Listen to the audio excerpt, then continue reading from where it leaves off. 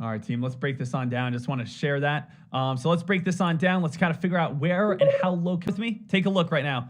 We got the S&P 500. We're going time frame. We're going back to a 5-minute time.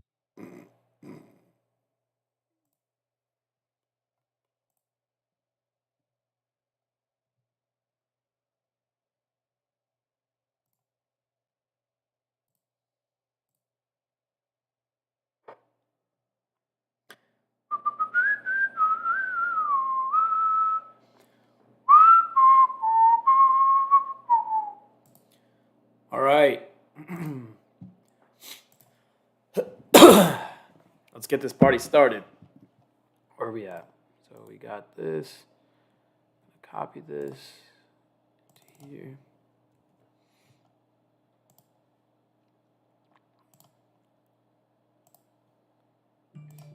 Copy.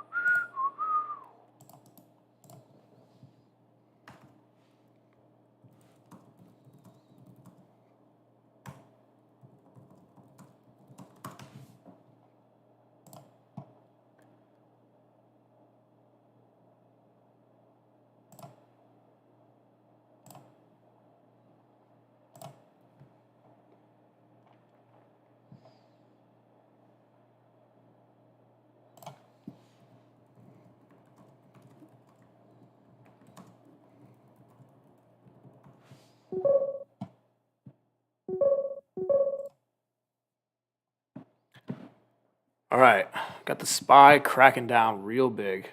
All right, so we're down 188. Let's see. Wow. I'm not looking for a reversal just yet on the SPY, but I am looking for one on Tesla because Tesla is sitting right at its level right here on the daily chart, and it's bouncing right off that level that I drew from the daily. So that could be its reversal. It's sitting right here at this level. I'm a little bit nervous that it might break down below. It's definitely below right now. There is a support line around that 196 area, and the market is extremely weak, so I'm not exactly sure that I want to keep a hold of this. I would love to see some sideways bouncing, but Tesla loves to do this thing where it completely just reverses. So I'm going to wait for this to chop around a little bit. Hopefully it can stay around this line. Then I'll probably end up trying to get in around maybe 3-ish, but I'm looking for those 205 calls in Tesla for Friday just because this thing can bounce. Obviously, it fell $7 today. It can move right back. So that's what I'm paying attention to. I'm looking for the nice bounce. Where are we at?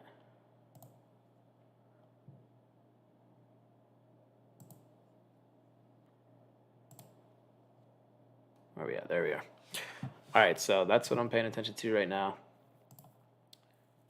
I'm looking for this bounce on Tesla. It's at 455. These could go back easily towards 500, 600. I was thinking about buying 5 or 10 of them, keeping the stop loss really small. 10 of them, I'd probably keep a stop loss around like 200, 300 bucks. Whereas the bounce level could be really nice for a bounce. But I'm going to wait for a little bit more of a drop here because this could just be consolidating for one more lower drop down. But I think that these are really good opportunities. You could also do 210s if you want, but closer to the money are always the best for options trading. So I'm looking at that. I'm also paying attention to NVIDIA. I had a 225 target price today, and it looks like it's just about to hit that, which is kind of sad. But NVIDIA, I think, is really weak, especially on the daily chart. It just broke down this trend. It looks like, yeah, it's about to tap this 225-ish. NVIDIA has a weird chart. It kind of has a gap here, but a lot of this action here kind of shows me that there's still going to be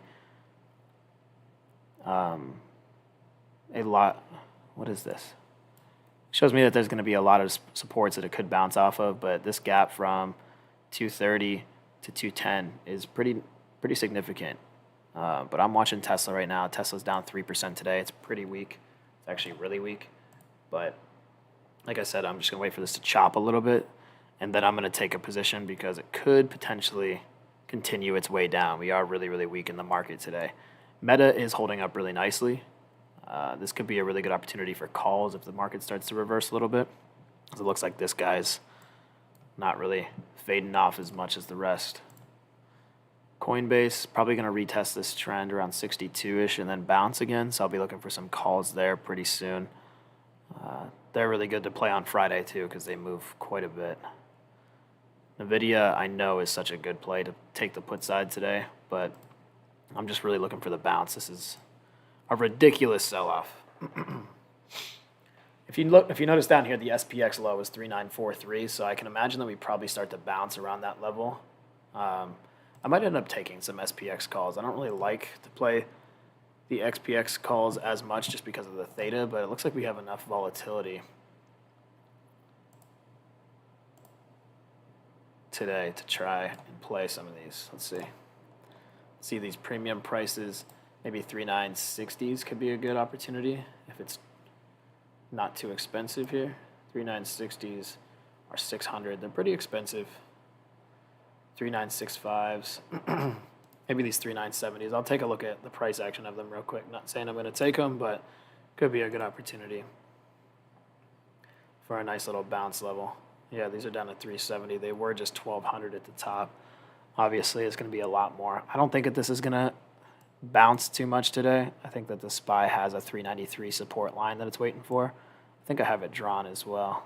I don't. But if I go to the daily chart and I look at this level right here, it looks like it could break down below this most recent low at 393.55. So we have a little bit of room. It looks like we're weak enough to actually break below that. But I can imagine that this just holds. I'm going to get rid of this little ascending triangle formation.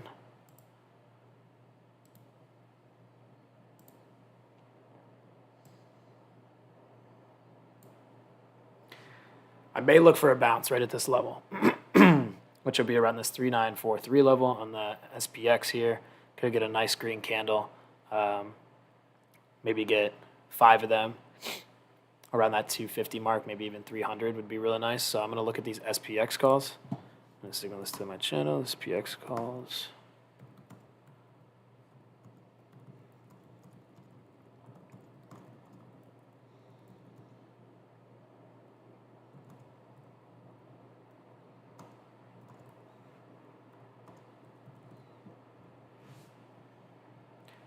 I'm going to show why here in 1 second.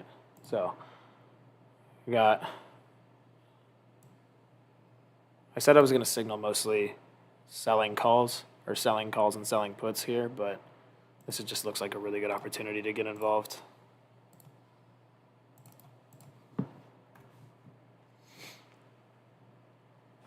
I didn't quite hit it, 394, and now we might see that bounce, which sucks, but Tesla kind of scooting right back up too. I'm going to wait for this to see if it bear flags one more time, and then I might end up taking Tesla calls. I wish I kind of grabbed this bottom here because I know that those are probably paying real well right now. But I'm watching SPY. I think it has one opportunity to retest this, maybe get one more spike red candle, and then we'll see a nice little bounce. He's went from 340 to 415. Could have been nice on 10 contracts or 5 contracts, but this 15-minute chart shows me that there's going to be some more downside to come. It's hard for me to buy calls or puts at the bottom of the Bollinger Band here, though, so I'm going to give it just a little bit.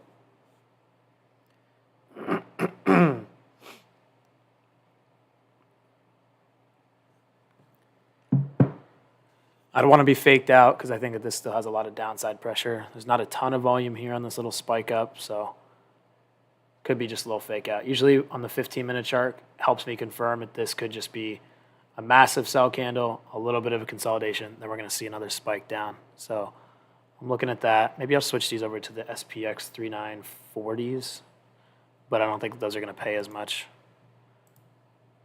I don't think we have that much more room down.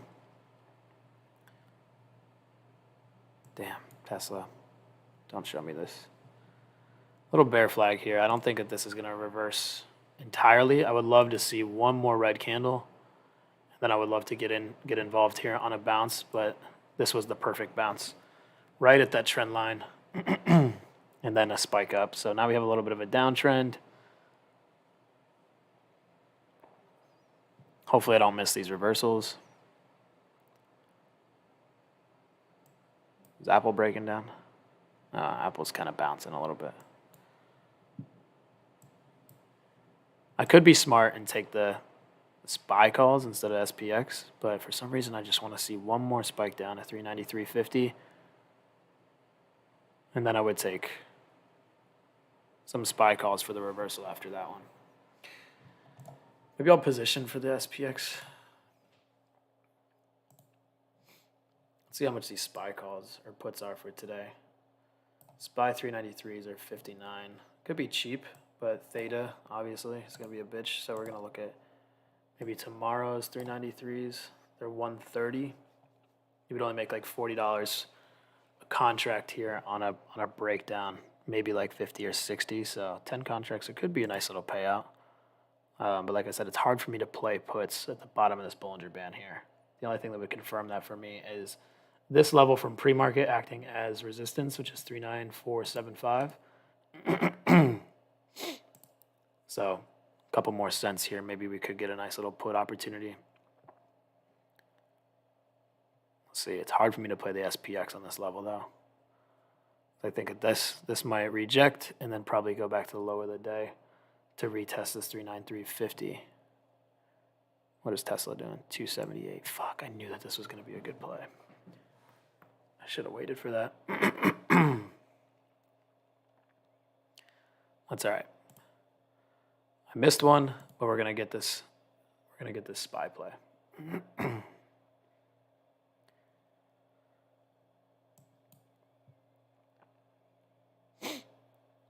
It's trying to break down. This is kind of showing me a little bit of a tweezer bottom, which is usually a sign of a reversal. But I still think that there's room down, especially on this SPX. I think it might want to test this low. Got pretty close. So not too sure that I'm too confident that it's going to continue to break down, especially after this hammerish tweezer bottom candles. I might look for a little bit more of green here to play the put side. Let's see how much these puts would be on the SPX. I don't really want to play the SPX today just because I know it's going to be kind of garbage, but 627 here. 580 now on the put side. Tesla's probably at 201. That hurts. I don't even want to look at those contract values. All right, so we're going to pay attention to this. I might look for a put side right here at the bottom of this. I might play it around 395 just to see if we can get one small reversal. I'll probably play it pretty lightly for a little bit of a bear flag. I might play these 3940s just because they'll be close to the money. Could go to 1,000 if we drop to low of the day. Kind of rejecting it already. 15 minutes. We have a long time for this 15-minute candle to play out. So we got about, what do we have? 10, 15. We got about 8 more minutes for this to happen. So get one more candle or two off this. So if we can stay around this 395, I'll probably end up taking some puts there.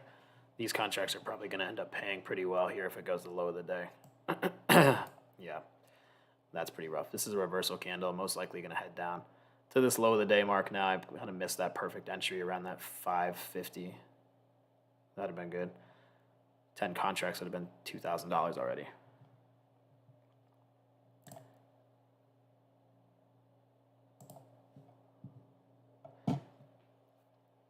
These are some tweezers, so if we don't see a breakout here, this is going to head down to this 393.50, no problem. Needs to break below this 394, obviously, to break. But usually these 15-minute candlesticks, 5-minute candlesticks, whatever, if you see a nice bearish engulfing, you'll see a nice little guy over here try to reverse. But then if it stays stagnant in this range right here, the next 15-minute candle, I am going to assume is going to be very red. So just going to be patient here for the next 10 minutes or so, 5-10 minutes, talk through some things we got going on. I don't even want to look at Tesla. Okay, it's not continuing anymore. We could see some nice downside for Tesla. Maybe this is a bear flag. I don't know that I'm going to play the downside of Tesla because it bounced right at this level that I was paying attention to. I was really hoping that I took that. I don't know why I didn't. It was literally a perfect setup all the way down. Now these premiums are probably spiking. I don't even want to see them, but I'm going to look anyway. Tesla. I got to sneeze. Really bad. Okay, so these are $4.95. Here it goes. There it is. All right, so $3.95 or $2.05 is what I'm looking at here. These went $4.10 to $500. So, I mean, those are all right. They went up 100 or so a contract very slowly, but it would have been nice if you bought, 10 of these. I wasn't going to buy at $4.10. I almost bought at $4.30. So, I guess I would have made about $500, $600 on that trade, which isn't too bad, but nothing to be worried about. All right, so now I'm watching this. Tried to break down again, but like I said, that 15-minute candlestick here, as long as it isn't shooting above 395 or this low. So I'm looking at this low of the day. Pre-market was like kind of right at this 395, so I'm going to look for some puts around that area. I don't really want to do the SPX. I feel like the SPY is probably the better play here because they're cheaper. They don't move as much. The 393s are 123, and they could end up spiking up pretty nicely. Let me see. These were 152. I don't really want to buy something like that in case. Yeah, I'm going SPX here. I'm just going to do it pretty lightly on the SPX. I'm going to do in and out real quick. So it's going to be a pretty quick scalp. But I feel like the SPY, if you want to do SPY for Friday, it's a lot better of a move potentially. So I'm going to look at these 39 30s at 400 a pop here. I feel like if it breaks down the low of the day, these will be worth about 600, 700 bucks. Yeah, that's what they were already. So I'm waiting for it to hit this 395. I'll be so pissed if it ends up breaking down, but we have 5 more minutes. So we got to wait for this candlestick to close. Would love to see this at 395, and then I would start taking a position on the downside. I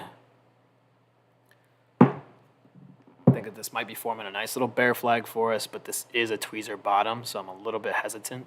And when you're playing SPX, you got to time it just perfectly, or you're not going to be able to execute well. So I'm going to keep my stop losses very small here. I'll probably end up buying 5 of them. 5 of them, I would probably keep a $200 loss max. So I'm not going to be able to trade them too much. It's going to be about $40 or 40 cents a piece here. So if I get a $300 fill here, I'm going to be stopping out at 260. But we got about 4 minutes for this to let it do its thing. So there's not a lot of volume right here, but it is spiking up. That's usually a good sign.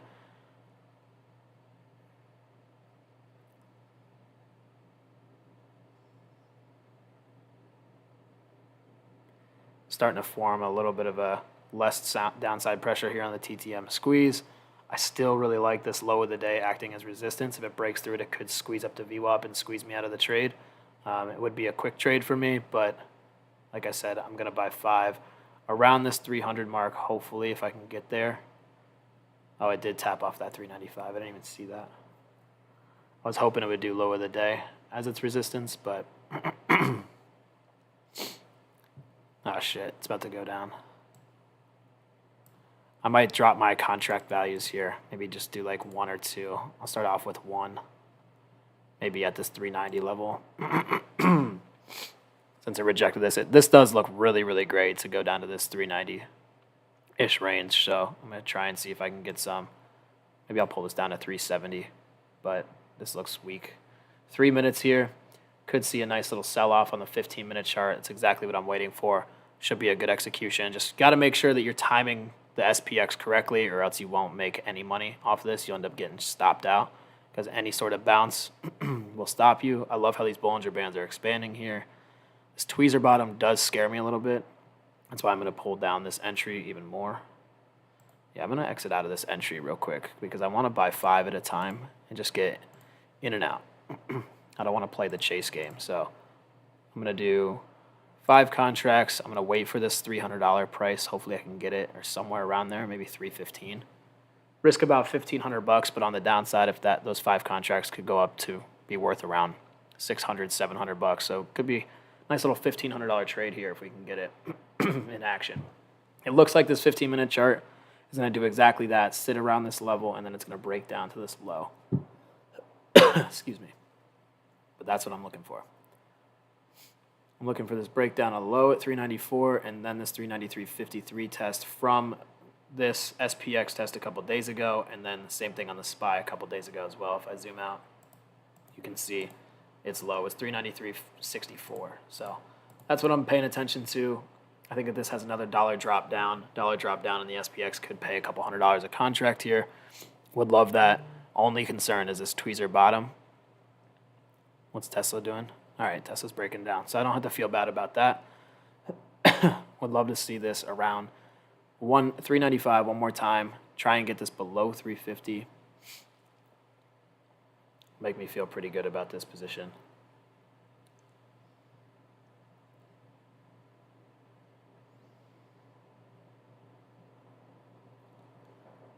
We got about 30 seconds until this next 15-minute candlestick, and then I think it could probably end up falling down quite a bit. Would love to get this around 395. So many upper shadows here, so it's rejecting quite a bit. I don't really want to buy 5 contracts and then it squeeze up to VWAP because I've seen that happen a million times. And if this is the reversal candle, I think I might start with 3 and have a stop loss of around $100. So that would be around $30 a contract here. All right, so now we're at the 15-minute chart. This is probably going to spike down to 393. I just want a good entry point. I don't want to buy at 400. I'd rather have it around 300. But I can tell that this is getting weaker. But I also don't want to get caught in the chop.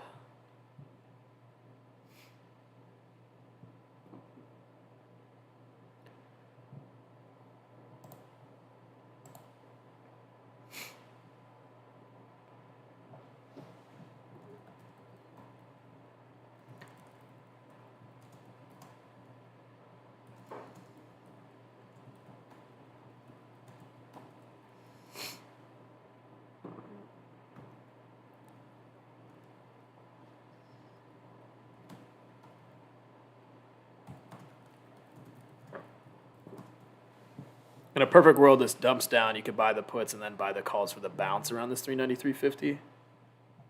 But this 15-minute chart really does look weak. I think it's going to end up overtaking this 394 and heading down to this 393.50. SPX is just tough because the theta gets crazy. It is starting to break down now, which is annoying. You can tell that these contracts move really well, 350 down up to 460. And if this breaks down to low of the day, this would be worth like 700 a piece.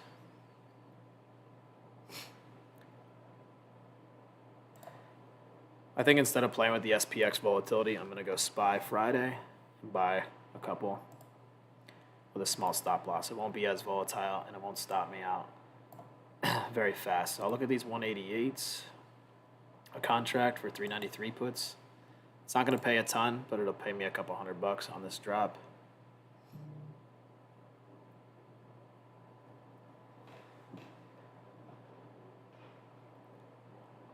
I might be looking at dead money here.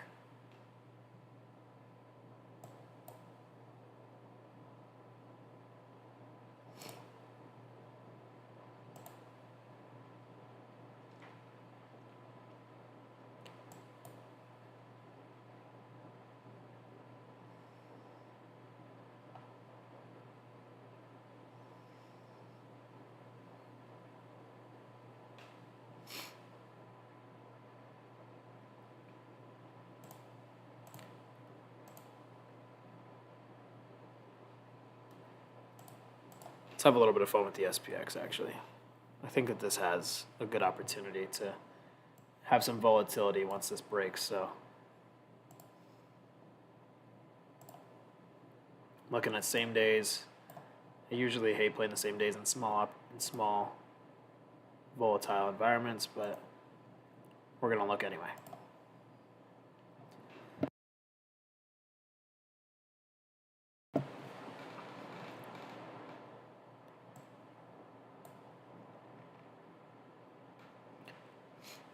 Big move is coming. I can tell you that right now. I do think it's a downside, but I think it might only be like $1 or so, maybe 70 more cents to break this low of the day, which would only push these contracts up 150. I really wanted them around 300, so maybe we can get a spike. Could make some good money off this pretty easily, actually.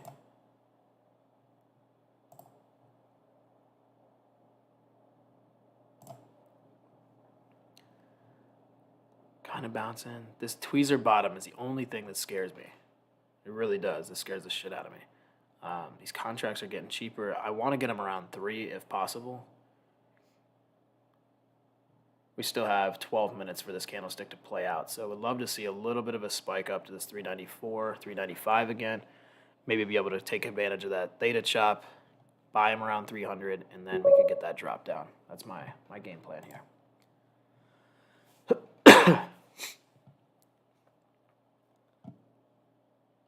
That is the game plan. I think that this is going to bounce right around this 395-ish. All right, cool. So now these contracts are getting super cheap. This is exactly what I was looking for. I still want to see the 395 level before a nice little reversal pattern. These tweezer bottoms, like I said, are freaky as shit because this could end up squeezing up to this VWAP level and I would get stopped out instantly. So I might end up doing 5 of these here in a second to risk $1,500. I think my max loss would be about $200. So if you buy 5 at 300, you can only lose about 40 cents here. So I would have to put my stop right at 260 if I get the entry at 3. So you always got to know what your risk is going into it, what your max loss is. And if you get hit right away, you get hit right away. But it's way better than end up losing, $500 or $1,000 of a $1,500 trade, or however much it is, $5,000 of a $10,000 trade. Maybe I'll end up buying 10 of these here in a second. But this is starting to get a little bit of a bullish movement, which I kind of love because we still didn't tap that low of the day. All right, starting to get a little legs.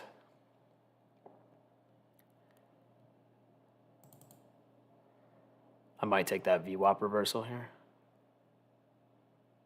I don't want to buy when there's a bunch of momentum going on right now.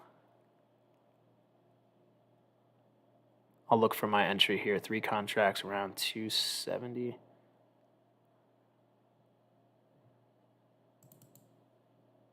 Let me get one shadow up to this.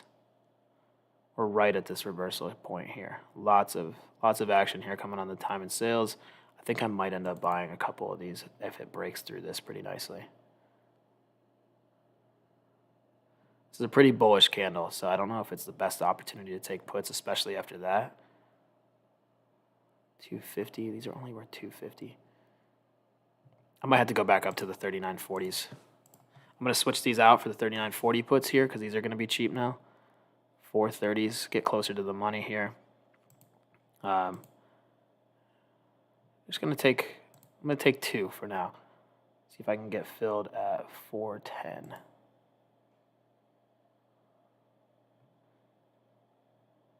Gives me a little bit of wiggle room for it to get up to this VWAP level.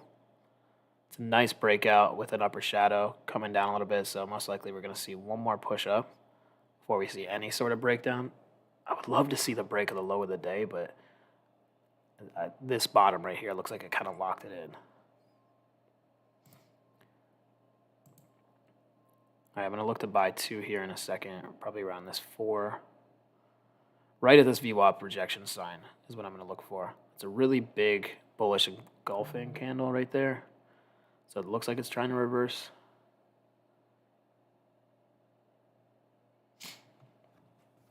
But we'll see. I usually hate trading this middle zone. I hate the dead zone so much. What's Tesla doing? Don't break my heart. It's not. It's 201 still. 400 level. These were worth 291. I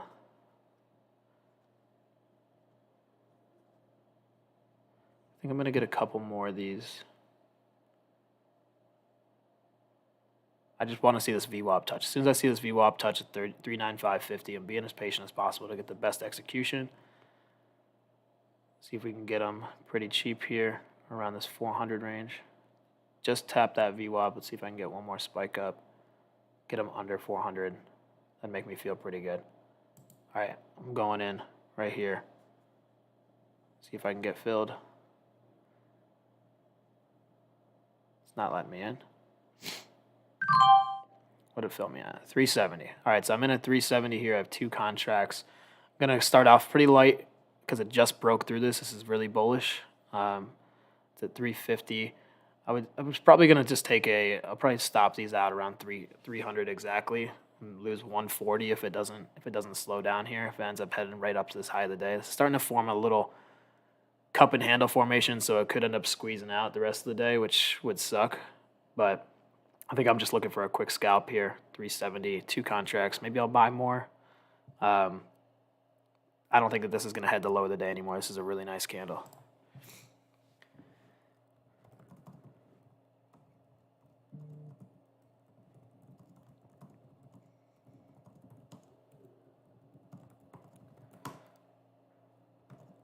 .70.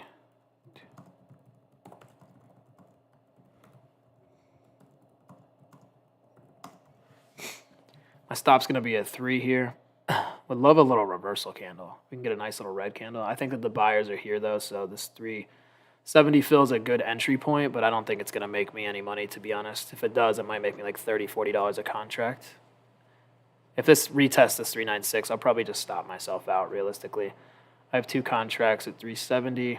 Unless this completely reverses, there's a ton of volume here, which makes me think that that might have been the last hoorah price, but we're going to have to see. This 15-minute did not break down, but there is still a downtrend on it, so I'm waiting for that to happen. We almost tested it. So right around this level, kind of tested it, 3965. If this becomes red, I might just take the profit, the small profit that I'll have, but this looks like it's starting to form a cup and handle. Then we'll get that reversal, and then it might break out the rest of the day. So trying to spot this trend early. If this starts to break out here and retest this high of the day, we're going to most likely break out to that 398. But I'm in real small. SPX. Trading SPX. On the downside, though, I have a 370 fill. I only have 2 contracts, so it's like a $700 play. Nothing crazy. If it breaks above this 396, I'll stop out small. Maybe take like a $70 loss, $80 loss. This looks really bullish, though, so this is probably going to head back up to this high of the day mark, and it'll stop me out small. But was looking for that reversal here once it broke through that VWAP line. Got a not the best fill, so this is really bullish now on the 15-minute, just completely flipped. So down 60 a contract. Not really sure if I want to wait for this break or get out. I think that the SPX could reject a little bit here, but like I said, it's pretty bullish now off this. Once you see a big breakout like that, then a pullback, it usually retests, and especially if it's not at high of the day yet. Yeah, so I'm going to have to get out of these. 275, about $90 a contract. Yeah, I'm gonna take my $60 a contract loss here if it lets me out at 310. There we go. Sold 2 at 310, so I took a $60 loss there, so 120. It's nothing. This looks really bullish though, so I'm pushing back up to this high of the day. I'm gonna see a cup and handle formation pattern probably, and then we could probably break out. So this double tweezer bottom here was really the entry point for call side. Crazy that it just took off like that, but fortunate there was only a $60 loss, and I didn't buy 5 or 10 of them. This looks really bullish now, especially on the 15-minute chart. Holy shit. Manage the risk on the downside. I think I'm only down like, yeah, I'm down $65 today. Really looking for a good play here. I want to be up 1,000 or so, but the SPX is really tough to trade right now. I know that those calls look really good. I should have taken the Tesla calls at that bounce. They didn't pay too much, but still about $100 a contract. I can't really be upset about that. Tesla still has room to reverse. So let me look at this daily chart. Might be better to play something other than the SPX so it doesn't just shred the contracts every time.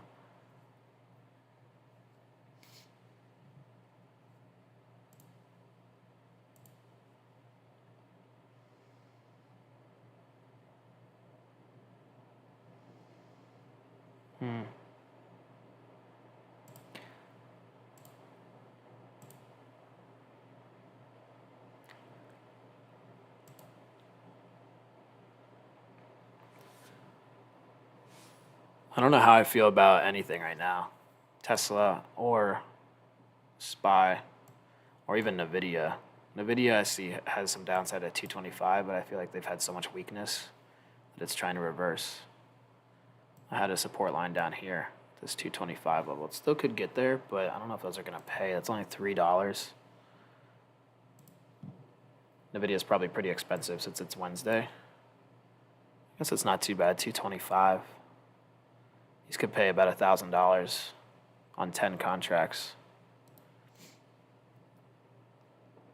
Maybe I'll look at NVIDIA for a little bit.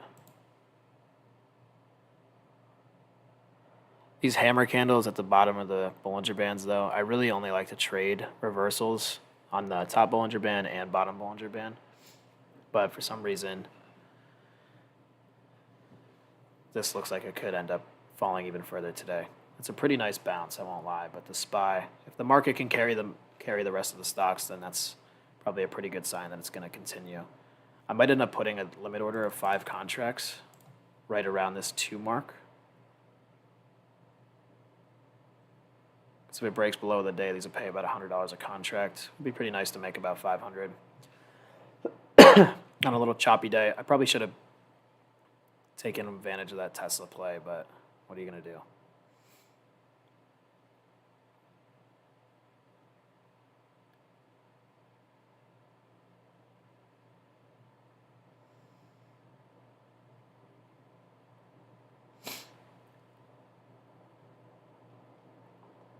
I might take these and put a stop right at 200. Because that's literally only less than $100 at risk.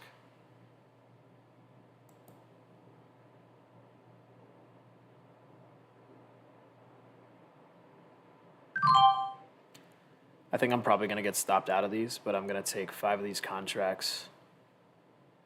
It's about $1,000 or so trade. But my stop's going to be right at that 200 mark. So it'd be around a $100 loss. But the opportunity here would be $500 on the breakout or the breakdown to lower the day. So I'm going to set my stop right at 2. If it stops me out, then it's only about $100. 5 times 23. Yeah. At 125. I might move it back up to, there we go. So I got a $100 stop loss here. This is a pretty risky move. I wouldn't take this because the market's about to break out, most likely. So, but if for any reason it rejects this high of the day, right around this 396.50, this will come right back down. I think NVIDIA with that shelf offering yesterday is super weak. And with this pop, it could be a good opportunity to make some money. Hopefully it doesn't break above this VWAP level and test that 230 again. But on the daily chart, you can see that it has some room down. It did almost tap this, so that does kind of concern me a little bit, but I still think that there is some room down to maybe even this 222 level. So I'm going to hold on to those 5 contracts. Maybe it'll make me about $500 if the market starts to reverse a little bit. The only thing to consider is if this starts to break down or break out of this wedge here. So I'm in NVIDIA. I'm looking for some downside pressure. I'm already up, $8, $9 a contract, but I think that these could run back up to around 3 if this breaks to low of the day. And this is a large expanding Bollinger Band here, so with some bad news pending out there, as long as the market doesn't carry this up, I only have $100 at risk here with a $500 plus opportunity. Doesn't sound too bad to me. I think the risk to reward ratio is really good there. It's about a 5R multiple, so if I lose 100 but potential is 500 at low of the day, I'll take that any day of the week. And I'm only down $60 today, so I'm okay with losing an extra $100. I'm going to take this account very, very lightly, so people that want to follow along with these trades, I'm going to try and buy cheaper contracts, not as many contracts, and I'm going to be doing a lot of selling options as well. Speaking of Snowflake, if we want to, this is starting to catch some legs. So is the market, though. I think the market's going to screw this trade potentially because I think that this is going to form a nice little cup and handle and then break out even further because there is some room up to 397.50. So if this gets screwed, it's because of the market, not because of NVIDIA.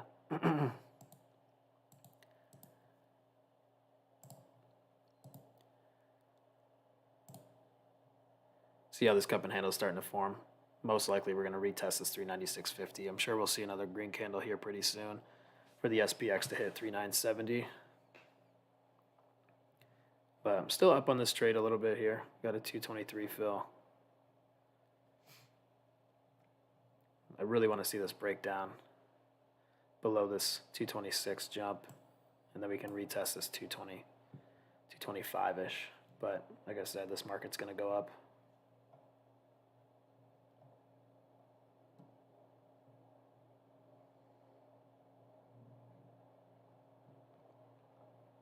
And as this goes up, NVIDIA is going to follow it, which is really annoying.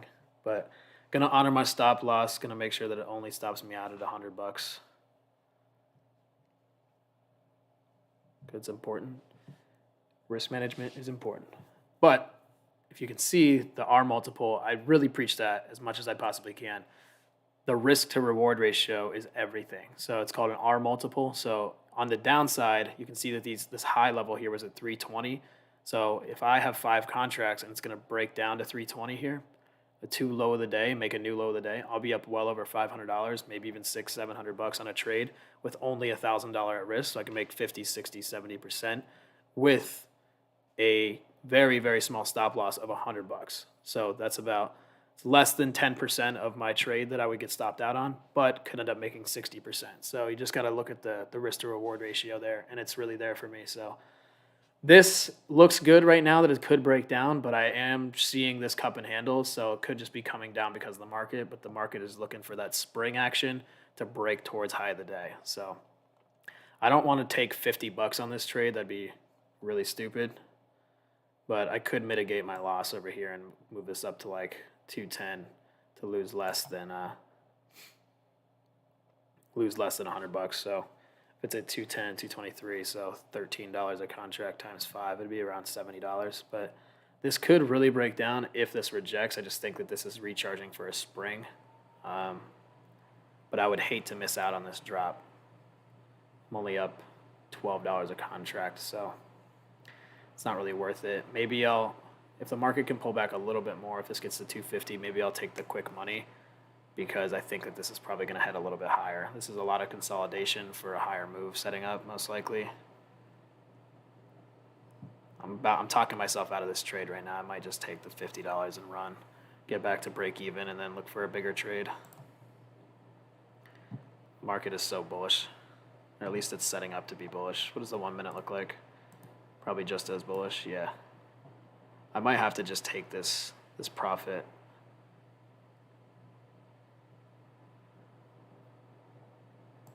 I think I'm going to take the profit. I'm going to take the profit at 233. So I'm going to take the $50. I'm going to go break even for now. And I'm going to wait because this cup and handle looks way too damn good for this to break out. So I took a little bit of a profit there. It's still going to drop. I'll be really upset if this ends up running all the way down, but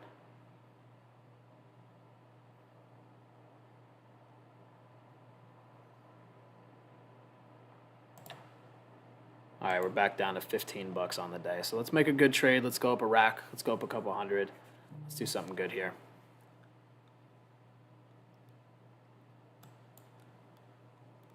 Tesla is going to make a big move here pretty soon. Give it like 5-10 minutes. It's going to head one way or the other. Most likely the upside with the way that the market's setting up right now.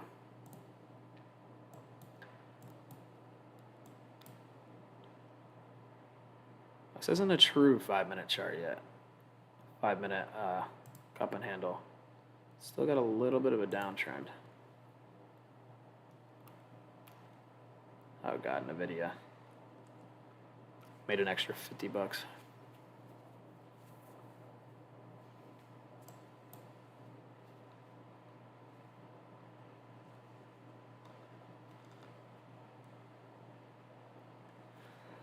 I can't look at this.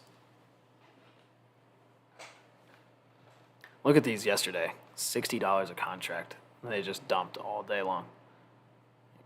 Continuing into today.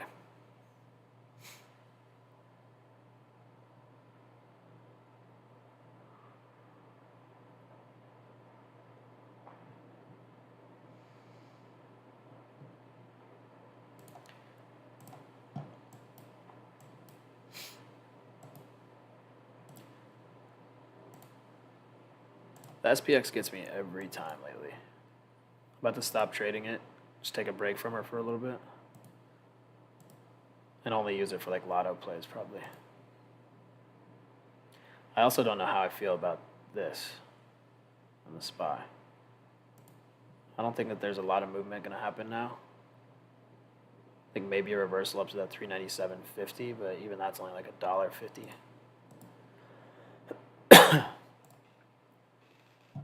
Interesting.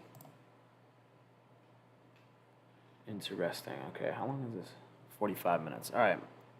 So NVIDIA, I think, could still break down to low of the day if the market starts to reject. I don't know where the market's going to go. It's been chopping around this like 50-cent range for so long. This could be a good opportunity to buy calls, which I might do right now, actually.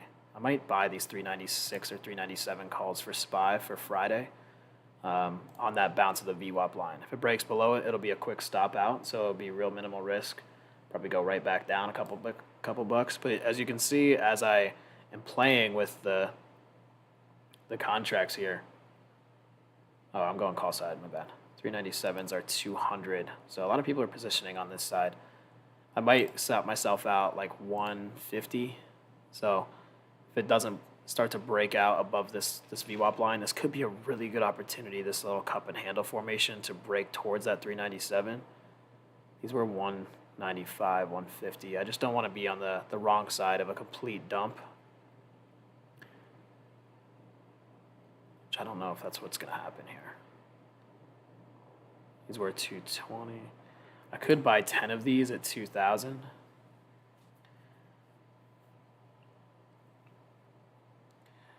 It's always hard when you're right around that level of being consistent, being flat, or being profitable. I haven't really made any money today. But one trade can change all of that, because if this spikes up and breaks out, that could be up $1,000, $600, no problem. And I just don't want to catch this downside, because if this is a failed cup and handle breakout, the best opportunities you can have are buying the bottom reversals or the top reversals, but obviously you have to be careful of this squeeze. Buying in the middle of this right here when you have no idea which way the traders are going to react, whether they want to take it below VWAP or above VWAP, you never really know the best opportunity in this middle range. It's like the dead zone is what I like to call it. So that's why I always look for the bottom reversal patterns. I should have taken this. I didn't take the reversal. I was telling my channel that I wanted to buy the 393.50 bounce, but it was just right there. I thought we were going to get one more candle down and then we could have ripped up, but I'd rather miss it than lose money.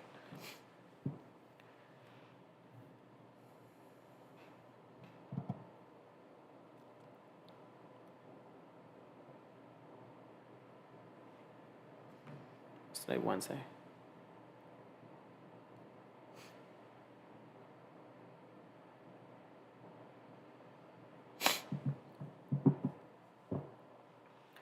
$196. Maybe I can get these around like 175 for a reversal candle.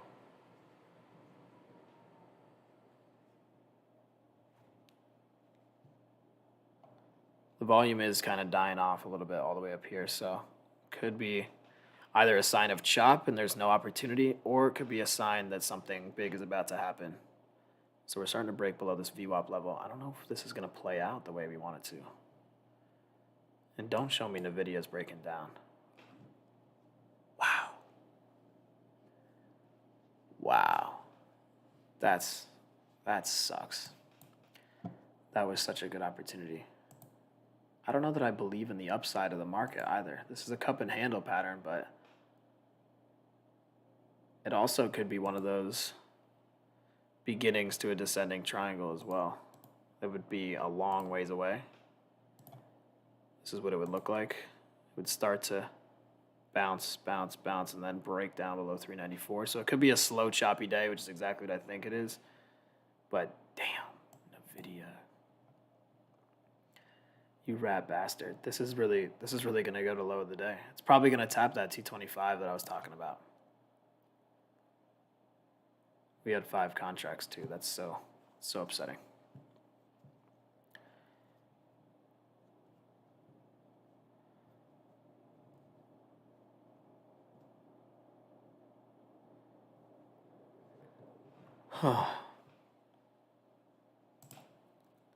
think I missed out on I don't really want to know, but I'm going to look anyway. Not too much probably, but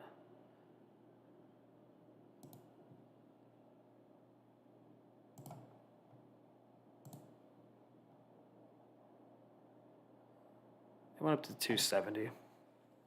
So that was only like $200-300. Nothing on 5 contracts. There she is. There's that jump.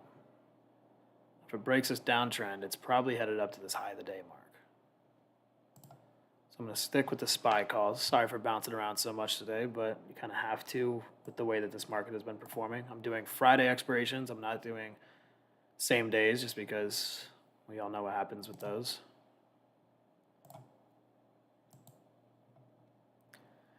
Bollinger Band values are, to make it easy, it's the default. 0, 20, -2, 2 point, and it's simple.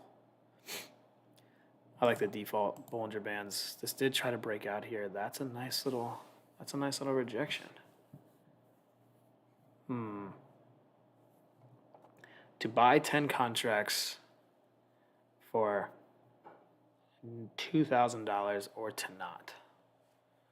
I would probably only squeak out about $300, $400, $500 on this trade, but it does look weak. It looks like it's trying to reject completely. Well, there she goes. I know NVIDIA is going to be the same way. Sell 0DT. I do not sell the same day as PX, but I could sell. I usually don't sell. I don't even know if you can. Can you? Yeah, you can. But there's no underlying shares, so that's like the most ridiculous, risky form of trading I've ever heard.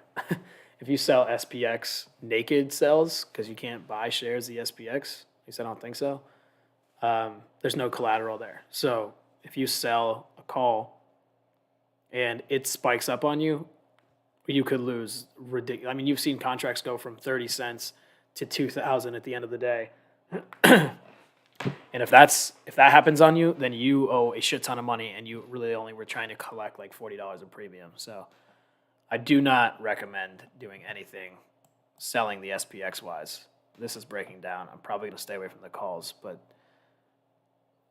damn, that looks good. You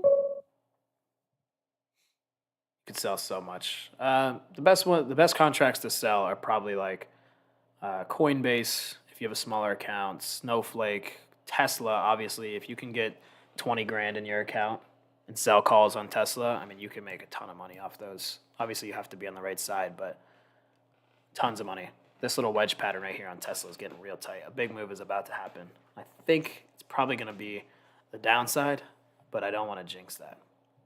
I think we could probably retest this 198.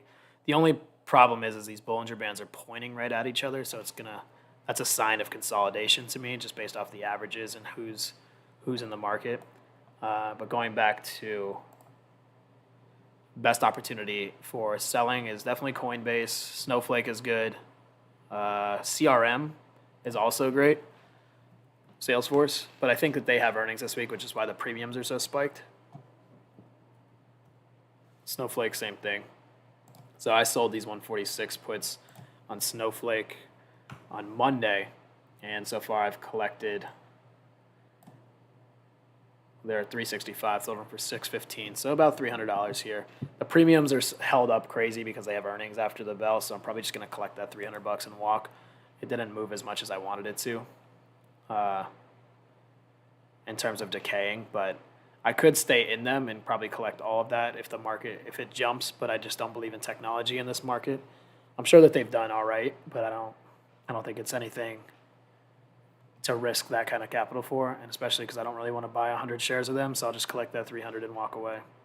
So just made $300 for holding something for 2 days, 3 days. NVIDIA, fuck you. NVIDIA is now $282 a contract. I think I had 5 at 223, so 5 times 6 would have been a nice little $300. Could double bottom bounce here, but I'm almost positive it's going to go down to this 225 level, especially with the market breaking down now. I wish I didn't quickly get out of that.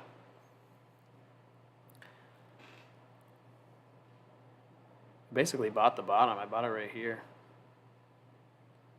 Would have been a nice little $500.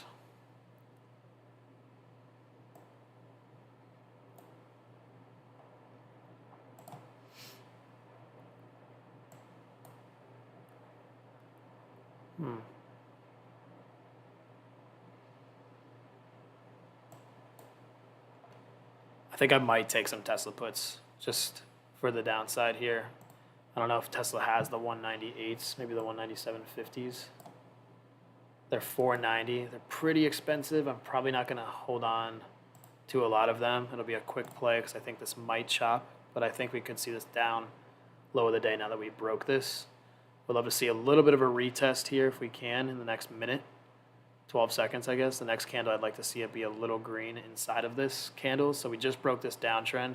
I need to see it close above. Would love to see a little bit of a retest. And then I would probably take some of these puts maybe around this 460 level. Yeah, so here we go. Get the nice little retest.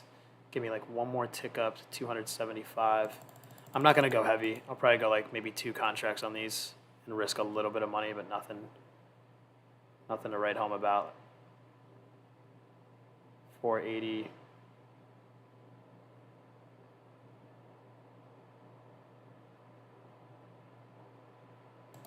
I'm going to buy 2 at 480 if I can, see if it fills me. These were just 600, so be a nice little $200 on the downside if it breaks low of the day.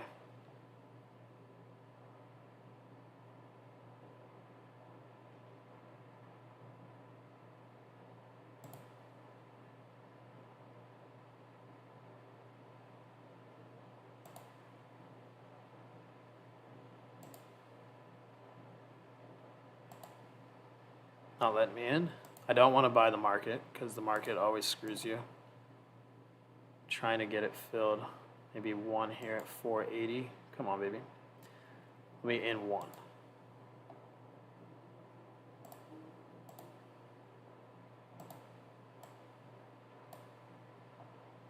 Still not letting me in. Still trying to get into 480, 485 if I can. It's not letting me in. I do not want to buy the market because it's going to fill me like $15, $20 higher. But I see that this can collapse down to 198 again. $2 drop. And then if it retests that low, it'll probably end up breaking below this line. So I don't want to force this trade, but I do want to get involved. So we're retesting this trend once again. I want to get in at 485. It's just not letting me. I might just let it sit there for a second. It looks like the SPY is going to end up breaking to low of the day, which I don't want to play because I already missed the drop. I thought it was going to go call side, so. Can I get into this, please? I'd feel a lot better if you let me in. So this is why I'm trying to take this play. This was a wedge pattern on Tesla. I wanted this retest of this downtrend after it broke below. So it closed below, I got the retest, and now I'm looking for the drop down to this trend line from the daily chart, which is around 198.55. So 197.50s will end up most likely going to be worth 600 or so a piece. So I can make $110 a contract. I'm only trying to get like 2 or 3, but I'm struggling to get filled here.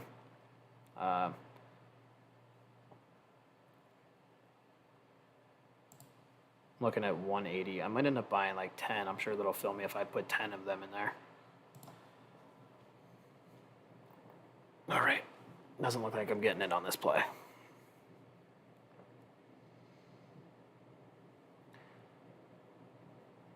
I only want like a $30 a contract risk, so that's why I'm only going into 480s, because if it goes up to high of the day, it'll be worth around 445. That's why I'm trying to get in around 480. I don't want to chase it, get a worse fill, and then get stopped out. Stupid money, so. See if we can make some money off of this. I'm looking at right at this level. I want to get it, but it's not letting me in. And I'm going to be stubborn and not buy it $10 higher, and I'm going to miss it. SPY's getting destroyed right now.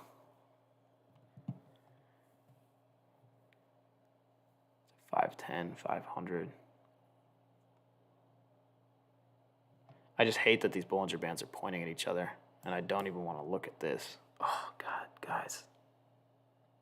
Oh, God, that hurts so bad. That hurts so bad. The video was literally the best play. God damn it. Wow. Now they're worth $350. $120 a contract on 5 of those bad boys. Wow. Wow, we bought the bottom. And I sold for $10 a contract. Whew. That is hurtful. That was a good play. Now we're at the low of the day on SPY. About to be at least. Probably gonna retest this 393.50. I probably won't take the bounce play. Maybe I'll take a bounce play, but those are some massive candlesticks, and I think this is gonna break the low now. Huge rejection on this cup and handle potential. Didn't really get up to that level, but I was looking for it. Wow, that is nuts, man. Now NVIDIA is going to break down below that 225. Just rip my heart out. I do like how Bitcoin and Ethereum have kind of detached themselves from the market.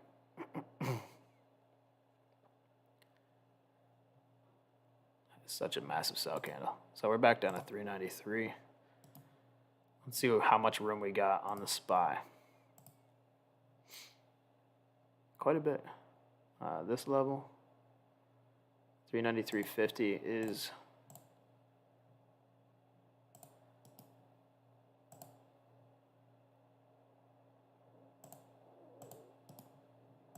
extend to the left, extend to the right. So these Bollinger Bands are expanding on the daily. This is a bounce here and a bounce here. The only other level that I'm seeing is kind of right around this level, 391. So I don't know if we're going to get all the way down there today, but maybe this 392.30 support line. I got to get NVIDIA off my screen. I keep looking at it tick up, and it's hurting my feelings. Extend to the right, extend to the left. Yeah, so we're right about that level that I was talking about at first. Maybe we would get a nice little bounce play at that 393.50, but if it breaks below that, I think we have some room all the way down below 392. Not NVIDIA. Stop it. Stop it.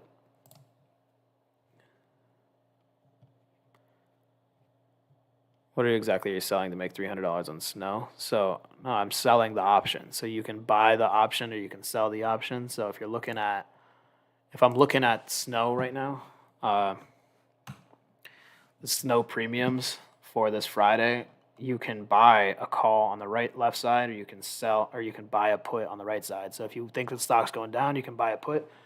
If you think the stock's going up, you can buy a call. So when I'm selling them, instead of paying for this premium, I collect this premium and put it in my account. So as it shreds and goes to zero, I collect the premium that I sold for. So the maximum gain is the premium that you sell. But when you see theta this high, meaning it's going to lose $183 of this 525 overnight, and the implied volatility percentage is 150, if it doesn't move that much, say it just gets stuck and it doesn't move like $30 in share price, these contracts are going to just decay. So they're going to literally just shoot down like crazy. And then that's really it. So you basically, when you sell these calls or sell these puts, you're collecting the premium rather than paying it. So you want it to get to zero. So I made $300 because I sold these 146s for $615 on Monday. Collected $615. So I still hold. It's almost like a loan. Basically, I loaned it out to somebody, so I don't really own it, but I can buy back the contract now at $380 and collect that $240 that I sold it for on Monday. Or I could hold it, but earnings is after the hours, and I don't want it to spike down $40, and then I have to buy shares at 146, and it's trading at 136. So I made $600, but then I'm down 1,000 on the share position, so I have to wait for it to come back, and then I make my money, and then I'm just not interested in doing that right now because I am bearish on the market. So I'm just collecting that premium. The question is do we take this bounce on the SPY? Because it just double bottomed from a few days ago, and I don't see a huge opportunity to the downside. We're gonna look at these SPY calls. I'm gonna look at SPY calls for Friday. Fuck the SPX. I'm done playing that short-term stuff because it just keeps stopping me out. I'm gonna look at these 395s, 210 a piece. Maybe I'll get them a little bit cheaper. I'll buy 10 of them. They were at 202, and I'm gonna see if I can get it up to 250. If it goes down to 180, I'll stop myself out $200, and I'll be done on the day. So there's a ton of volume coming in here at this level. I'm gonna buy 5 contracts here at 208. Nah, a little cheaper.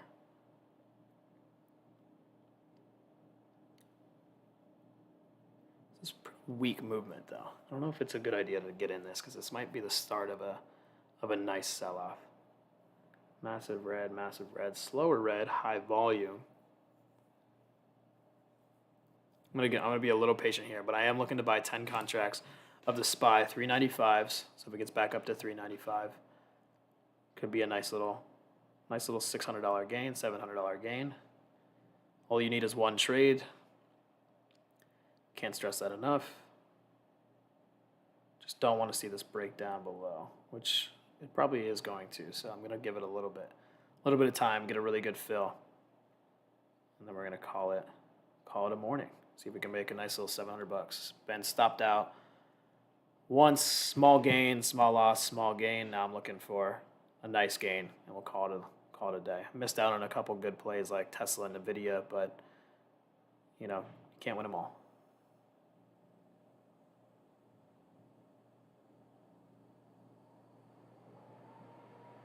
I think if I get in here at 206, 10 contracts, I'll stop myself out around 190, so I'd lose 170. The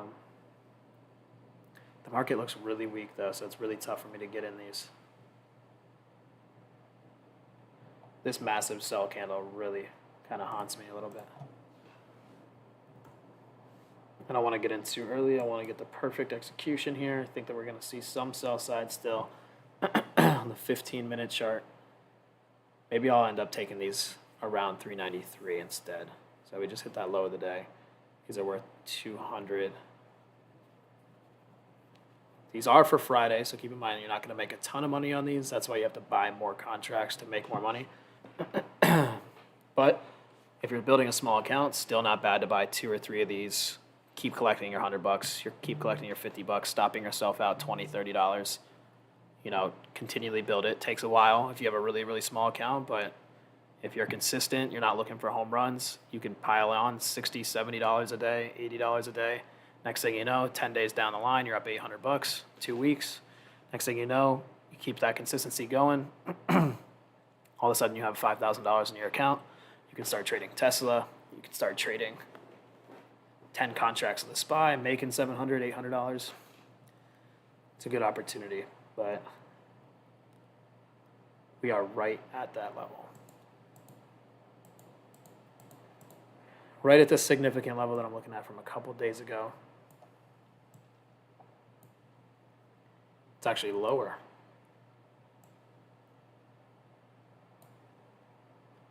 It's actually lower. Strong, strong fade. Okay. Do we look for the reversal? Probably when we see slower candles to the side. So look for candlesticks like the hammer candle. These tweezer bottoms are a pretty good example of a reversal. This kind of came out of nowhere, but what a drop if you were on that side. Congrats, that's huge money right there. Huge money. And now I'm looking for an opportunity to buy these a lot cheaper. I might end up going down to these 394s just because if this breaks down below the low of the day, which it's going to right here, and continue, then I'll look for a little bit of a back. Keeps bouncing at this level though. Do I get in?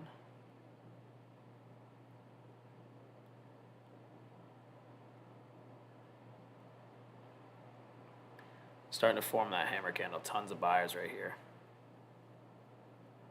But it keeps getting sold back off.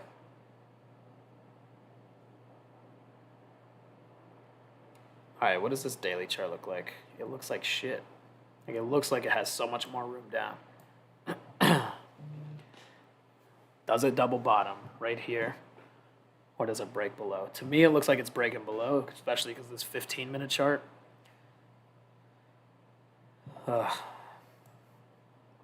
This is tough. This is tough. Do I buy 10 here, risk the money? I just don't want to get stopped out really fast by it breaking the low of the day and start to fall. I'm going to wait for some consolidation. Could be big, though. Could be big. Waiting for it. Do not sell 0 DTEs. What do we got going on in here?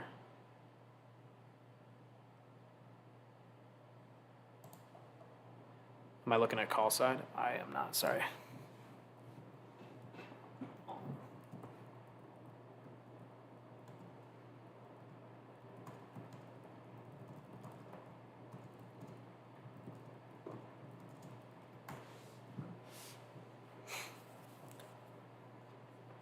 All right, I'm going to switch these to 394s for Friday just because these are getting pretty beat up.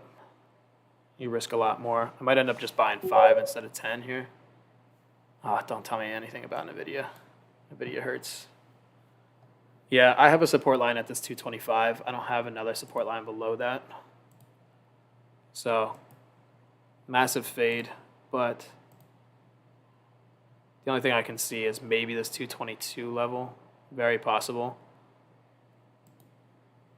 It is just really weak. So I'm looking at 222 on NVIDIA potentially. So there's a bear flag. It's small. Here's a little trend line for you. Has some room up, so I wouldn't buy at this level right now. I'd probably buy at the top of this Bollinger. Or not Bollinger, at the top of that trend line for this little descending triangle pattern. So we'll see. It's getting tighter and tighter. I don't know how I feel about these 394 calls on SPY. I think it's going to continue to break down. Could see this 392 today. It's down $2. Could be a $4 down day, a $5 down day. NVIDIA does look like it could end up being a nice play for one more leg down.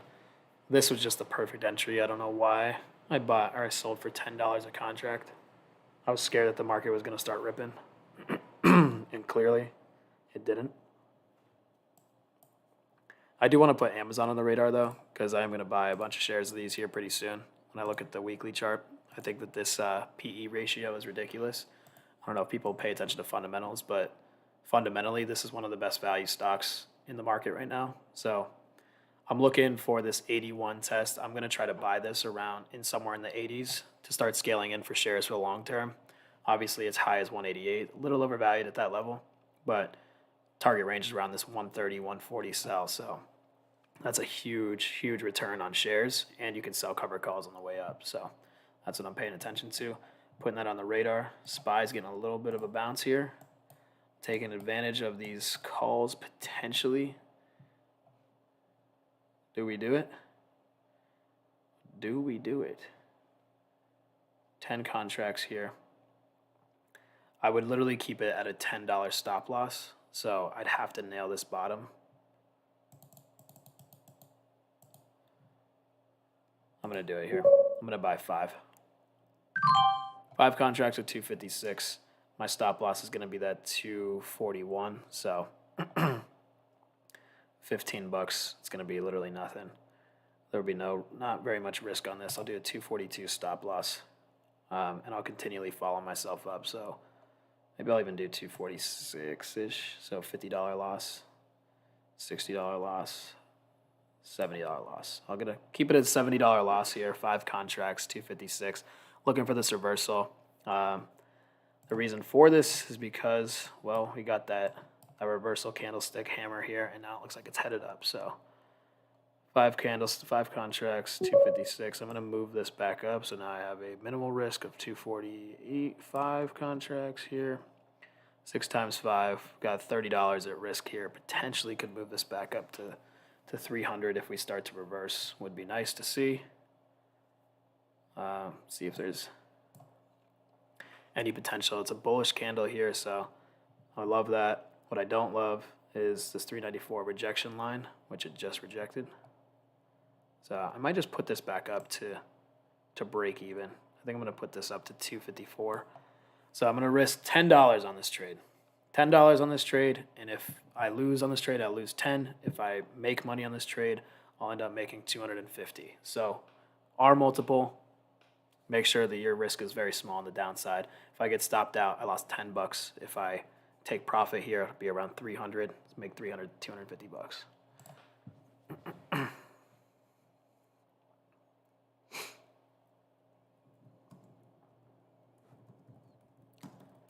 Lex, you talk about my live stream, the Stipe here. Usually when I'm looking for these Bollinger Band reversals all the time. You know, so as soon as you start to see momentum, I just look for that to get in. And even if I get a little bit of a higher fill, I don't nail the bottom. You're never going to nail the bottom, but got to be careful of this 15-minute chart here because the 15-minute chart's such a spike down. A lot of the times you'll see a little green reversal, and then it'll make room for even lower. But as of right now, I'm just holding on to these. I might just secure like $100 or so, just because I wanna be green on the day and then play with some profits. So I'm up $14 a contract, $15 a contract. So here's a little risk management strategy. Now I have no risk in this, so I'm gonna be up $20 on this no matter what. I think I'm gonna probably end up just pushing it up to 270 here. I'm gonna make $100 on this play. Call it a day. 5 contracts at 273. Let's see if we can get up to 280, 277. So notice I just follow my stop loss up to the price of wherever it's trading. So now if it stops me at 277, I will make $100. Boom. Stop me out. Made $100 on that. Stupid easy, but you just basically you just follow it up. So my risk management strategy is make sure you know how much your max loss is, right? So you got to time it really well. I'm going to start trading the further out contracts. Most of the time you'll see me trade this and I'll have like 10, 20, 30, 40 contracts because it's my larger account. But I just transferred some money over, so I'm going to start. I see a lot of opportunities coming in the SPY. I think that the volatility is coming back, so you'll see me start to trade a bunch more contracts, but could continue up, but I'm just going to secure my gain so I can go green on the day. I'm up $85 on the day. It's literally nothing, but I've been stopped out and I had small gains, so now I'm just like looking to make a good trade. I'm more confident on bigger trades when I'm green, so I can risk that. So if I have $80 on the contracts there, the 39.40s, what are you talking about? Is that the SPX? You talking about the call side or put side?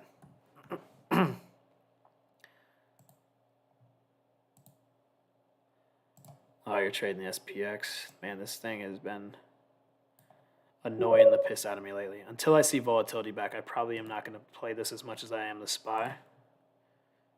Just because, I mean, this is a good return, 230 to 310, but I have to play less contracts on here. I can't really buy 10 contracts of these and get stopped out, 170, 160, because $400, over time just continually adds up to the loss. But damn, this thing is spiking up.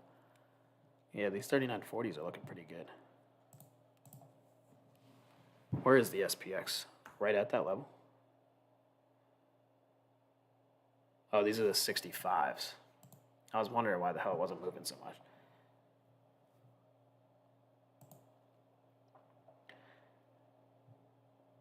I think I like the downside on this. So we got a lower high. We might continue this lower high. This isn't really going to be a good drawing. So a lot of room up, it looks like. Lots of room up to probably around this 395 again. This calls I could have made some good money. I should have probably bought 10, make a couple $100 instead of 1. Favorite time frames are the 5-minute, the 1-minute, 15-minute, and then here's my option contract that I trade so I can get in and out right away. NVIDIA, bear flag, like I said, I think it's going to be pretty tough. Could take some puts on this. Market is reversing right now, but I think it's going to be temporary. I think we probably see a little bit lower. It did double bottom right at that 393.50, so that was my target range for today. If NVIDIA continues to be weak, it'll break below this 225, but like I said, could just chop here, especially with the Bollinger Bands pointing at each other. Volume is fading off. It's chop hours. It's 11:28. I usually don't really trade after 11:30. but I will come back for power hour. I just don't know. These are pretty good moves though in the SPY, so maybe we won't get too much chop. I'm only up a little bit. How do the different time frames help you, by the way? Well, do you know, like technical analysis, if you look at chart pattern setups, like if you see a bear flag, if you see, I don't know, falling wedge pattern, descending triangle, whatever, they're all consistent through each and every time frame. So if I see potentially, you know, a cup and handle right here forming on the 5-minute, but on the 15-minute chart, it's still in a downtrend, potentially could show me like it basically can tell me if I am very confident in trade or if I'm not. So if this time frame on the 5-minute looks bullish, but the 15-minute and 30-minute look really bearish, you're probably going to want to trust the larger time frames than the shorter time frames, because it's going to basically just give you a like a consolidation phase on the 5-minute. So it looks like a reversal here, but you got to confirm your chart pattern setups and your trades based off of the different time frames. So sometimes I'll start my day looking at the weekly chart. So we could walk through one right now. I'm looking at the SPY.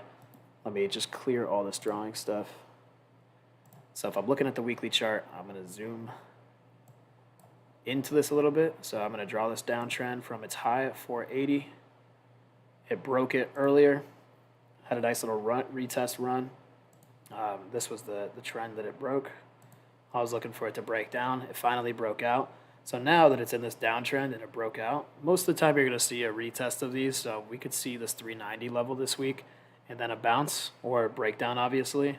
But this 390 level, I'd be able to basically look at these levels by zooming in. So now I can look at the daily chart.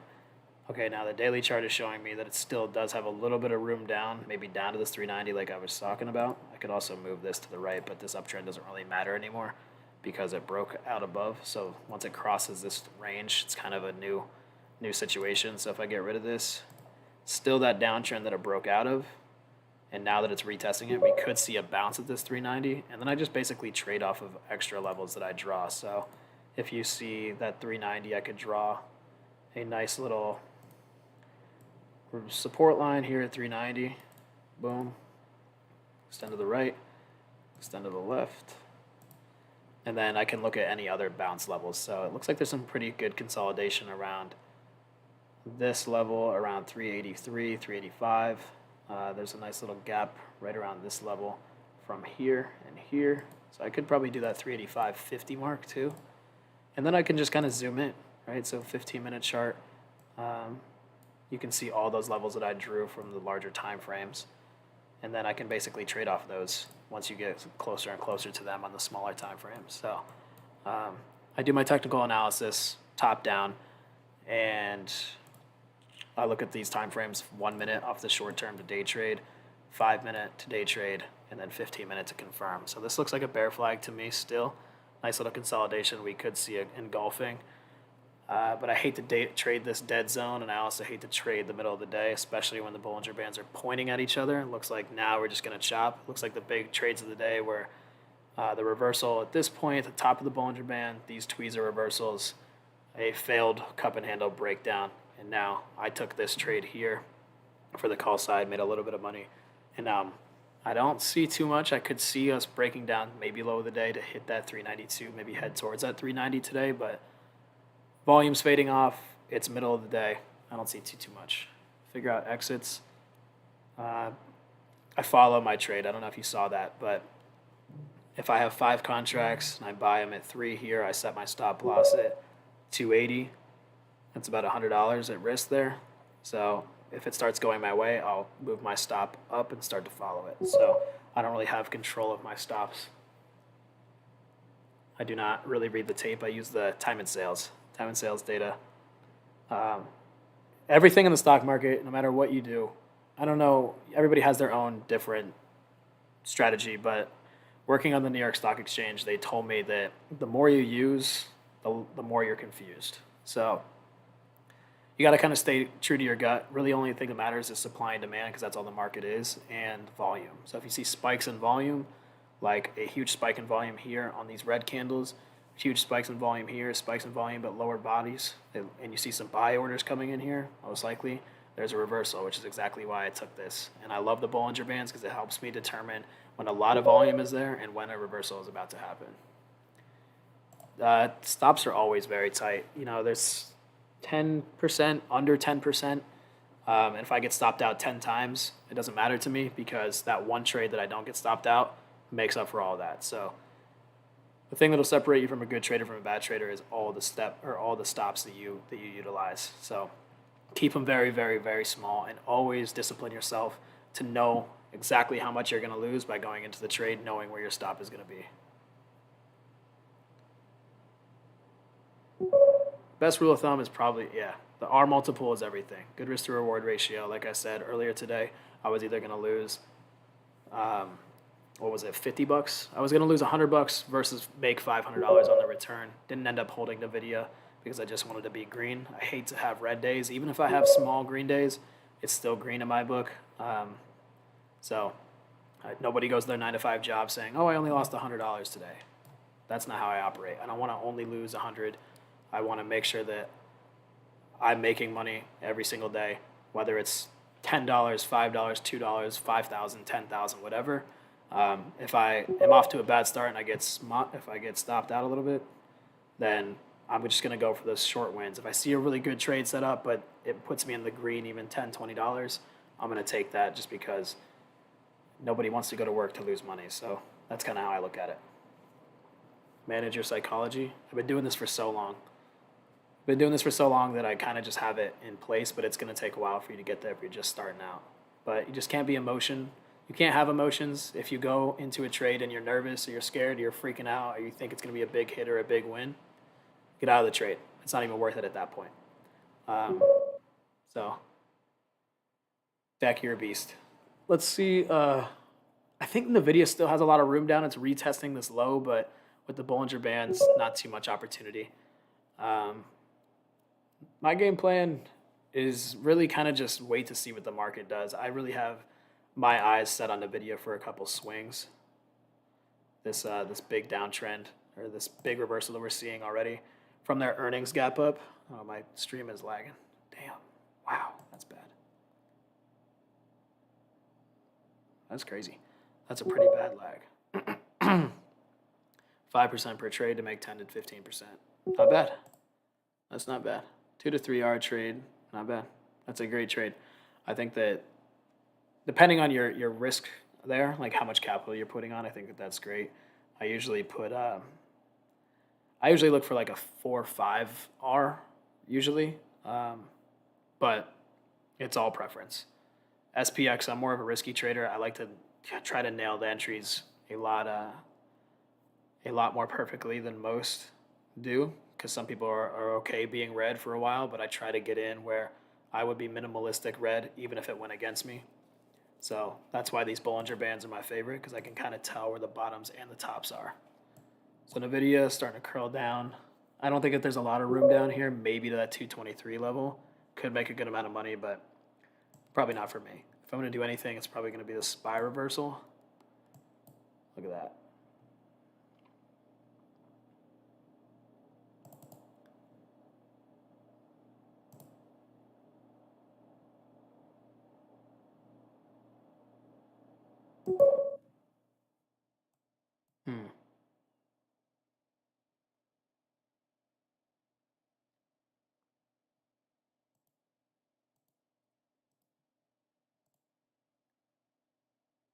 Interesting.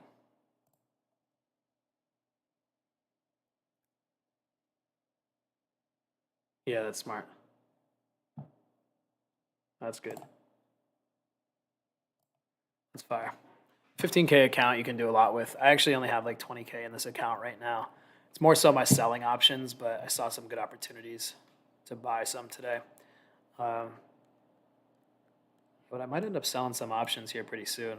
And a lot of these downtrends, Apple's headed towards the low too. This is very similar to the SPY. Notice how that is.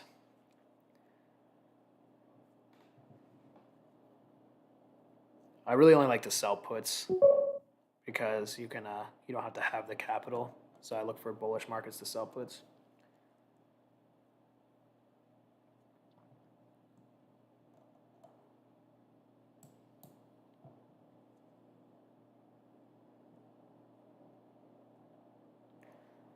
selling options, a lot of people have asked me how to sell options and what the best thing for them is. But I mean, selling options is good when the VIX is high, but selling options is good in general. You know, you can take advantage of a ton of opportunities because I mean, everybody has listened to me talk about this a million times now, but you really just want to think about it this way. When they make option contracts, it's a derivative of a stock. So whoever is writing them at a value where they can make the most money. So they want these contracts to go to zero. So basically the way that they price them, the way that they create them, you know how to buy options right here. So when you look at I love to use Tesla as the example just because these are the ones I sell options on the most. But if you can sell options, it's quite a bit of money up front, right? Because you have to be able to have 100 shares in order to sell the option against your position or the cash that you have. So Tesla's pretty expensive. You need to have about $20,000 as of right now, but about a month or two ago, you only needed to have 10,000 in there because it got down to 101 before it reversed. So if you were able to buy shares when it was low, you didn't have to have too much money in there, and now you can sell covered calls against it. You can sell cash secured puts against your position. So the way that you sell these is you can notice that every single day, if you ever buy an option and you hold on to it long enough, they start to melt. So I use the analogy as an ice cube. So if you have the ice cube, right, you take it out, you put it on the counter, it starts to melt a little bit, but as soon as it starts getting smaller and smaller and it's there longer, it's going to melt a lot faster. So similarly, with option contracts, as soon as it's out there, it's pretty strong and intact, and the premiums are pretty good, and the theta isn't really killing you as much. But as it gets closer to its expiration date, it melts and destroys itself a lot faster. So when you're selling options, instead of paying for this premium, it's $640 or $425 here, you actually sell it and you collect that and put it in your account. So you're basically playing with the house. And I always say it's better to have two things on your side out of three than one thing on your side out of the three. So when you're selling puts, you kind of want it to go up because you want it the opposite to happen. So if it goes up or sideways, you make money. But if it goes down, it starts to decay a little bit. It goes up in value. But the best part about this is once it's, stocks go up and down. So unless it's a straight arrow down and you're stuck in a huge bear market, then you're going to probably lose on the contract or just have to buy those 100 shares at whatever strike you sold. But realistically, that doesn't happen very often. So if you sell further out of the monies here, like for example, I had Snowflake 146s sold earlier today, or earlier this week because they have earnings today. I'm not going to hold through, but I have these 146s and I sold them for $615. So I've just been collecting that premium as it decays and gets closer because one, the implied volatility percentage is so high, they're expecting a massive move. So if it doesn't move that much, it's just going to shred the contracts. And theta is $143 here, so negative 1.43. So every night that I hold them, I just collect another $143 per 100 shares or per contract that I sold. So far in 2-3 days, I'm up $300 on these contracts. And I could buy them back at any point and realize that, which I'm going to because I'm not going to swing through earnings because it's too risky. But I just take advantage of contracts that are overinflated. You can know if they're overinflated by implied volatility percentage being over 80%. So this is over 80%. I sell these, I collect them, and as it goes either up or sideways, I make money. So unless it's completely falling against me, which you have to use technical analysis, of course, to make sure that it's not overbought or get ready to break down. So Snowflake looked pretty oversold to me, so I sold the puts anticipating that it wanted to go up. So here's the daily chart. It bounced off this Bollinger Band. I sold them right here. Luckily, I got a nice green candle to make me some money. But yeah, join the ask. How do I get that? So you go to settings on Active Trader, and then right here, buy bid or sell ask. You can add it in there. I also think I might take some SPY puts here. Guys, it's looking pretty good. Getting a nice spike up. I don't want to trade same days. I'm probably going to go back to Fridays here. See if we can get some action here on these 394s. Maybe make a quick little $500. See what we got going on.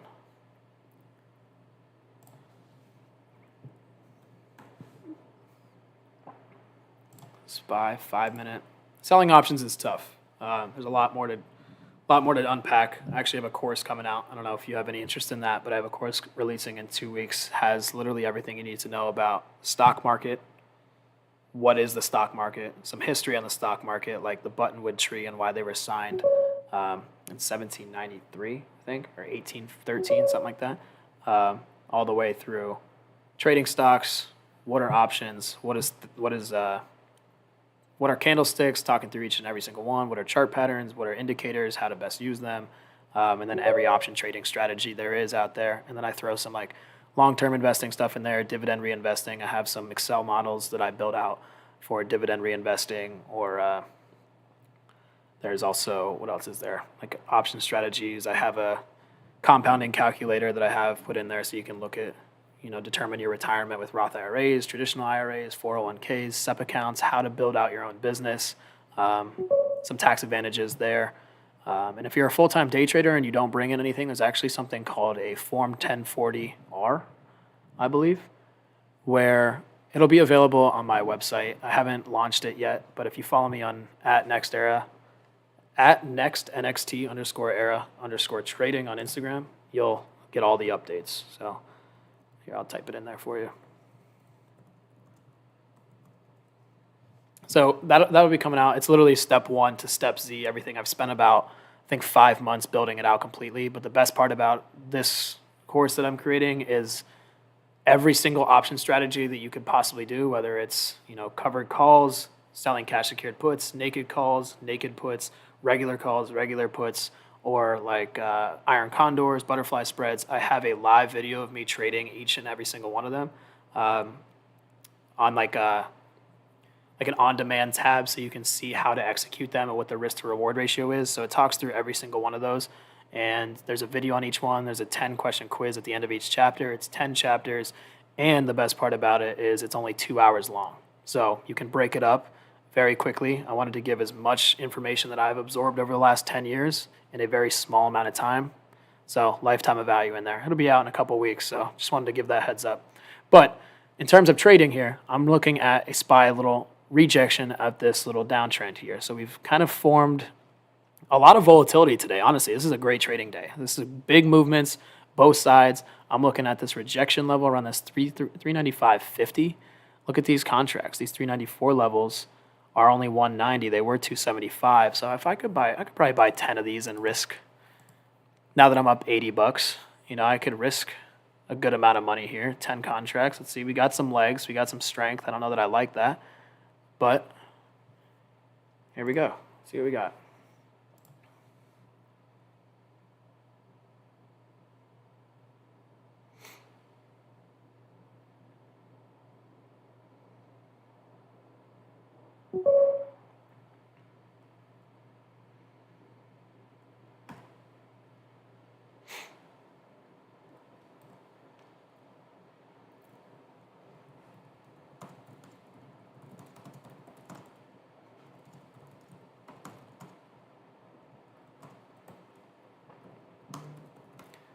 Sorry, I got to signal this to my channel real quick. Oh, she's breaking. She's breaking this downtrend. Okay, so we got action. There's a lot of action today. I'm loving this. We haven't seen this in forever. I'm going to screenshot this. Bounce back and forth. What a hell of a day, man. This is crazy. I'm not making any money on it, but I'm watching it. I'm only up $85 on the day. I'll take it, but that's not very much. So I'm looking at an opportunity here. I've been stopped out a couple times. 394s or 160 for Friday. We have a lot of legs up. The top of the day is at 396.60. I don't want to buy 10 with that much room up there. I'm surprised that we've bounced this much. This is crazy. Okay. Here are the 2 resistance points. I want to see us make lower highs here. So if we can reject below this level, that would be dope. We are now above this trend line, so I'm going to remove that. This is another large candle, which you see often. Then you'll see a couple spikes up. I might take a put around 396.30. So I think I'm going to switch these up to 395s. and they are $205. Okay, so I'm looking at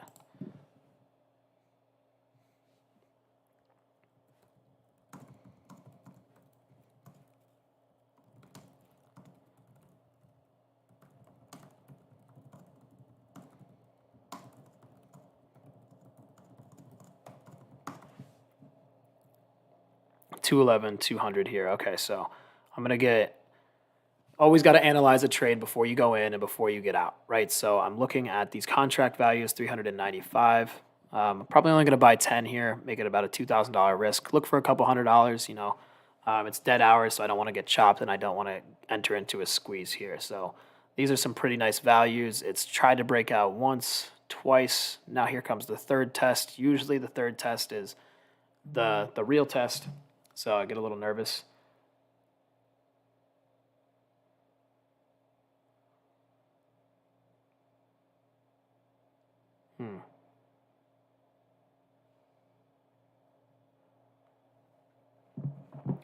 I'm looking right here. This is a big bullish engulfing, so I'm waiting for a little bit of a chop. I want to see one more green candle, kind of like here. So here was a big bullish engulfing. It comes down a little bit, comes back up a little higher. Then it starts to get a little faded off. So I'm waiting probably another 5-10 more minutes to get involved in these 395s. I would love to see another little test above this 396, but I don't want big candles, right? So this was a bullish one. This is a bullish one. We're going to get one more here. Maybe this break above 396. If it's not too big, I might end up looking for the put side. The only thing that concerns me is this expanding Bollinger Band and a third test. So could run up to this 3970 high of the day, which I would not enjoy, but I am watching. Let's take a look at this daily, though, on the SPY real quick. What time is it? I feel like I have... Oh, we're good. 200, 395, one daily. So we did spike at this double bottom that I was looking at earlier on the SPY. So we did jump that 393.63. We went a little bit below it. All right, so notice we jumped up a little higher, but we're not as high up. Oh, do I get these? Don't mess with me here. Give me one more green little candle. Let me get these below 200. I'll have $150 max risk, and then hopefully I can make around $400 or $500.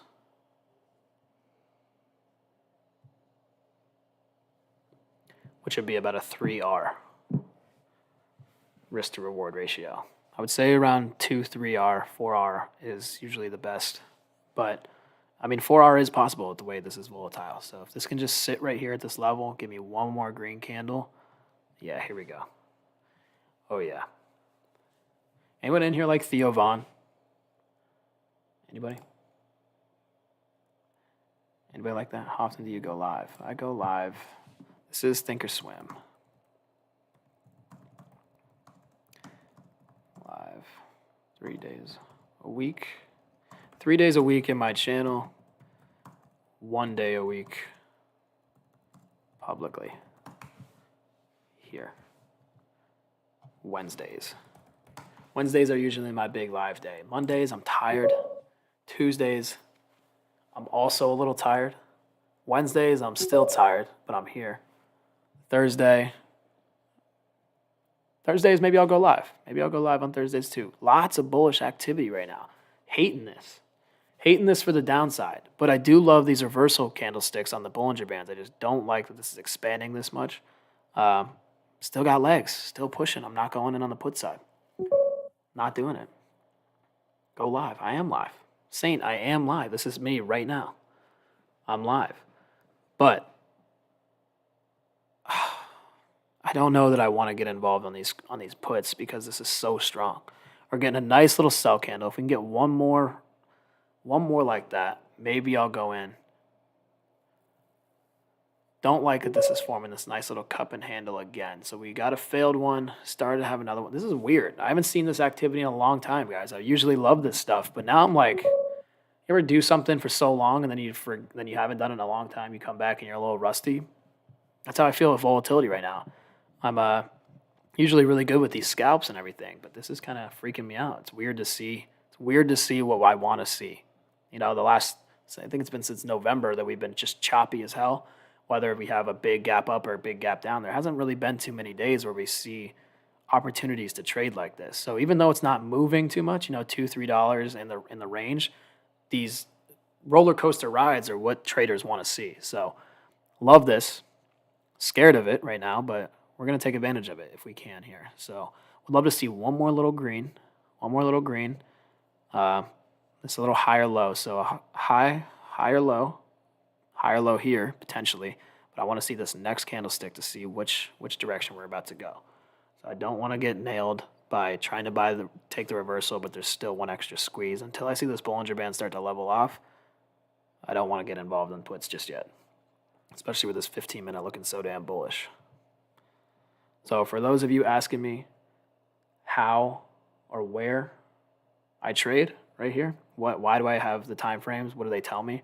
The 15-minute, somebody asked me that. Somebody asked me what do the different time frames do for you? 15-minute chart does a lot for me because I can kind of tell on a longer time frame which way it's headed, but I also have the daily chart, the 5-minute, and usually this is the 1-minute chart. So hate this movement right now, but I do see potentially a breakdown towards this VWAP level. Not so sure I'm convinced. The reason for that is this Bollinger Band is expanding, and usually when they expand, they're expanding for a larger price movement up. So I'm just worried about a squeeze here. I could get involved in 10 contracts here, risk about $2,000. My stop loss would probably be like 150-ish. But the reason I don't want to get in right now is because if it does spike up towards this high of the day, I'll get stopped out really fast, and I don't want to do that. I want to have a really good entry. I want to have a nice slow trade. These are for Friday expirations. Join the Ask. Join the Ask is on right here. If you go to Active Trader, so when you pull up a chart like this, all you got to do is hit this AT. So I have the AT pulled up down here. AT is on the Settings tab. Settings, buy the bid, sell the ask, add the item, and then you're going to hit OK. Next best put contract entry, I'm looking at them right around this level of 396.33. There's also a high of the day at 396.66. I think that we're pretty bullish, but if I were to be on this, I'm also on the put side with just the SPY contracts. Usually I like SPX, but the contracts are very, very choppy. Like these are very, very choppy right now, these candlesticks, so I don't want to get involved here because it could just spike up, stop me out, and then I'll just be pissed. So 2 days out expiration, way better to do. Give yourself some time. Don't let theta destroy you. If you have a good trade, give yourself some time. And don't be so stressed out when you're trading. So I'm looking at some SPY contracts for Friday around this $200 price. I would love to get them around like 180-ish if I can. And then my stop out would be around 165, be about $150. But on the opposite side, if it starts to reverse for me, you know, could make a nice little $500, $600, $700,000 really quickly. So these have been nice little movements all day long. Hopefully this isn't the go to break the high of the day. It kind of seems like that is because it's just really sitting up here at this level. But it was also doing that right here. So as soon as I see a nice little red candle and then a little bounce level, I'm going to probably end up taking these puts. I'm looking at the 395s for Friday. Give myself some time. Does look like it is a little bullish still. Would love to buy it around this 396.30 level, below 200.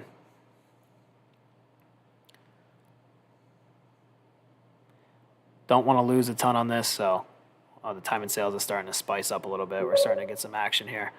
Starting to get some action. Liking the opportunity that we have, but this Bollinger Band that's slanted up like this is kind of deterring me away from taking the puts. Like I said, I don't want to miss this trade, but I also don't want to lose money, so just being as patient as possible here. I do swing positions. Yes, I do like to swing positions. I was going to swing NVIDIA the other day on the downside. She's starting to bounce a little bit too. Look at that. Up to 227. There's another swing that I am eyeing pretty soon here. It is Meta. So The market starts to bounce. This looks pretty good to me, but it also has this gap fill all the way down to 153. So if the market starts tanking and we raise rates one more time, could be a really good opportunity. And I think I just missed an entry. Nope, we're good. Still waiting for that 396.50-ish area, 396.30, 396.20. Really would love to get these contracts. I'm going to buy 10 of them around 180-ish. Maybe I could get a spike up to 225. Maybe we could get the fall way back to low of the day. Looks volatile today. Usually only trade till around 11, 11:30, but there's action today. We got action. This is exactly what we wanted. This is exactly what we've been waiting for. So I'm going to take one good trade, leave you guys with some love, leave you guys with some green, and then I'm going to go make something. Maybe some egg whites to celebrate.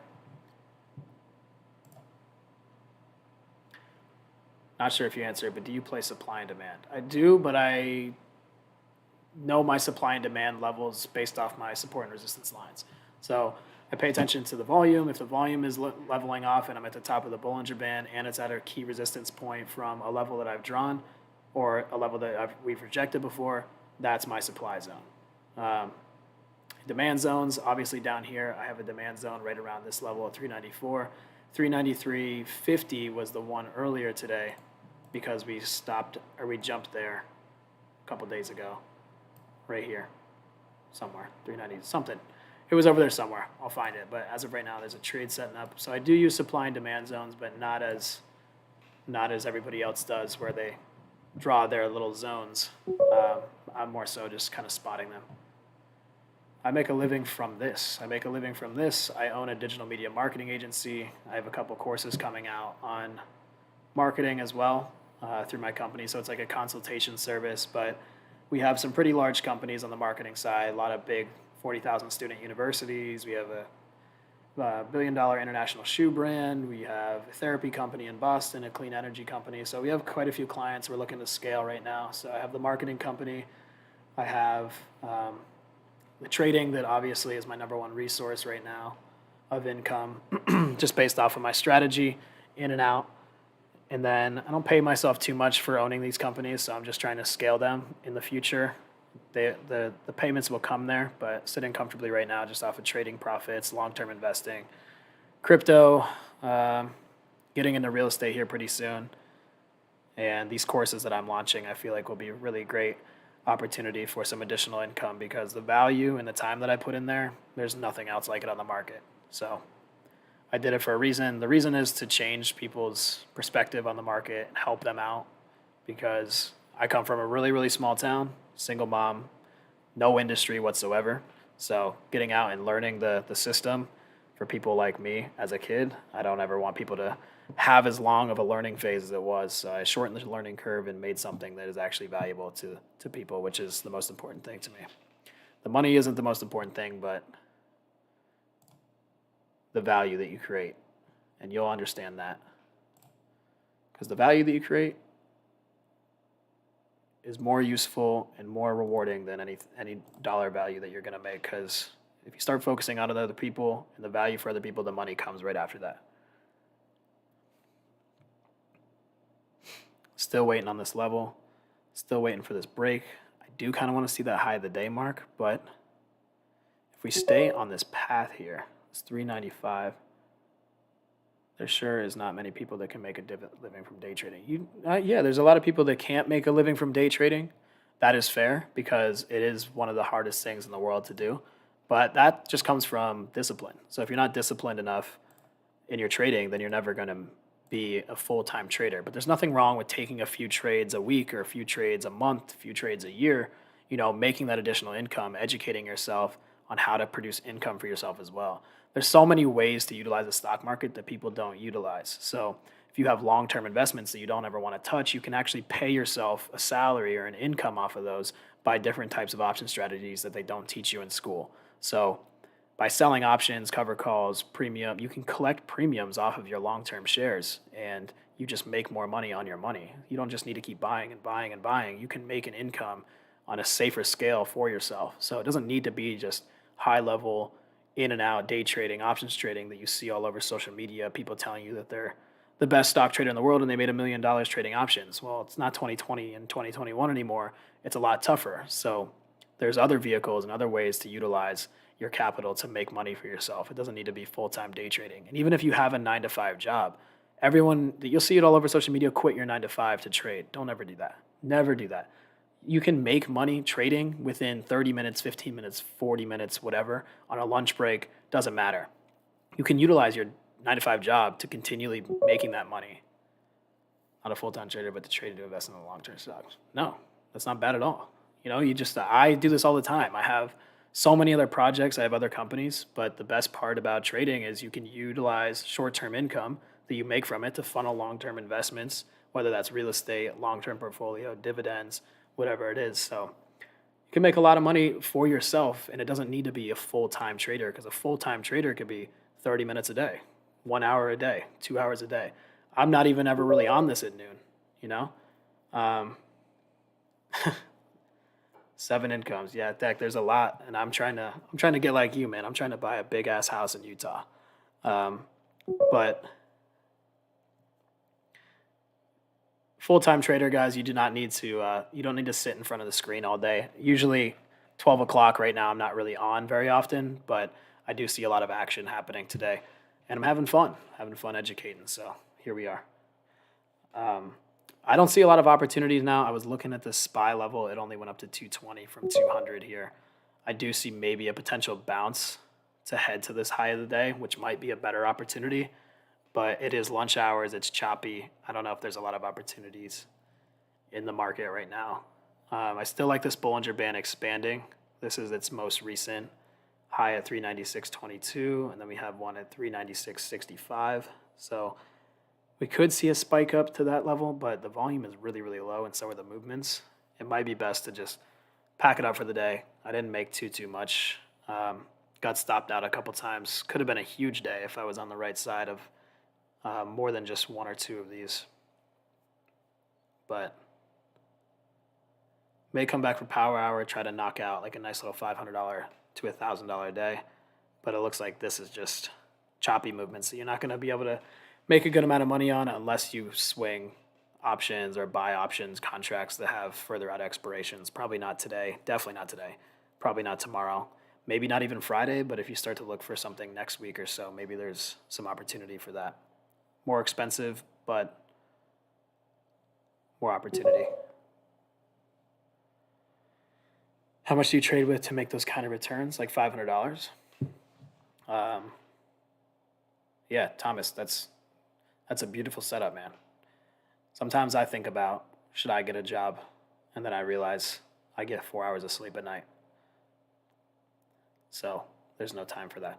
But how much do I trade with to make those kind of returns? Like $500? I mean, let's look at it this way. So if I were to buy, I was looking to buy these 10 contracts of the SPY at 200 here. It just spiked up to 225. So $2,000 to make $225 in 5 minutes. Around, I would say anywhere around like that $2,000 to $5,000 at risk per trade usually. So not too much. But the thing is when I put $2,000 to $5,000 into these trades, I'm only risking like $150 to $250 to $300 max. So keep your stop losses small. A lot of people say that if you buy, that when they hear $2,000 to $5,000, that's a shit ton of money. But you're not really risking that. You're putting that capital at risk. But your real risk is where you set your stop. My stop is always around that $200, 10% range. $400 if I'm risking $4,000. So stop is always around 10% of whatever capital I'm risking. That's the maximum I'm going to lose. So that's the beauty of looking for entry points at a perfect level. So you don't get stopped very often. But even if you do, you get stopped out 2-3 times in a row, really small, 5 to 10%. And I don't just set it at the 10%. So if I set it at, say I bought them at 2,000, my stop loss was 200, so it was at 180. If it starts to go my way, I'll start putting my stop loss closer and closer to my cost basis. And then once I'm profitable, I'll just follow it. So I don't really ever have too much at risk, to be honest. So that's why I've been a consistent trader for so long, is because my loss levels are very, very small. And when I'm winning and I'm on the right side, I either follow it up or just let it run.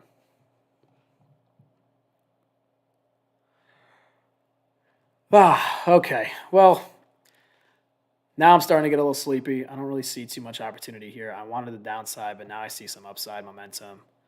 If it goes up to 396.68, it's only about 80 cents. It might make me $20 a contract, $30 a contract. So I think I'm just gonna cool it till power hour, let these figure itself out, and then yeah, I think that's about it for me for now. But if you have any questions, let me know. I'll be on again tomorrow.